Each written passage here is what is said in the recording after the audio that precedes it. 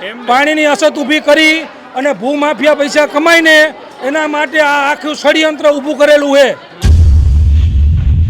અત્યારે હાલ અહીંયા દુર્લભજીભાઈ દેથરિયાની કાર્યાલય છે, અમારી એક્ઝેક્ટ પાછળ તમે જોઈ શકો છો। અહીંયા અત્યારે સોસાયટીની બહેનો રહીશો અને રજૂઆત કરવા માટે અત્યારે પહોંચ્યા છે, ત્યારે એક ભાઈ અત્યારે આપણી હારે છે, એમનો પોઈન્ટ એકદમ વ્યાજબી છે। શું કહેતા હતા તમે હમણાં અમને? જો રવાપર ગ્રામ પંચાયતમાં પાણી નથી તો અમે વેચાતું લઈ તો કેમ પાણી પૂરું થઈ જાય? એ સાચું છે। રવાપર ગ્રામ પંચાયત એમ કહે કે વસ્તી પ્રમાણે અમારી પાસે પાણી નથી, પાણીનું નેટવર્ક નથી, બરોબર?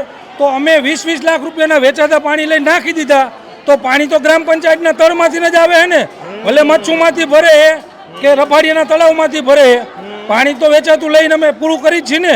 ઘટ હોય તો અમે 20% પાણી કાપ મેક્યું, 80% પાણી તો અમે વેચાતું જ લઈ।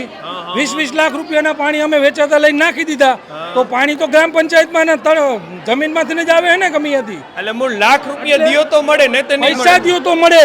પાણીના ભૂમાફિયા હારે 60 ગાંઠે પાણીની અછત ઊભી કરી અને ભૂમાફિયા પૈસા કમાઈને એના માટે આ આખું ષડયંત્ર ઊભું કરેલું છે, સમજી લ્યો। પૈસા નકર પૈસા દેતાય ન મળવું જોઈએ।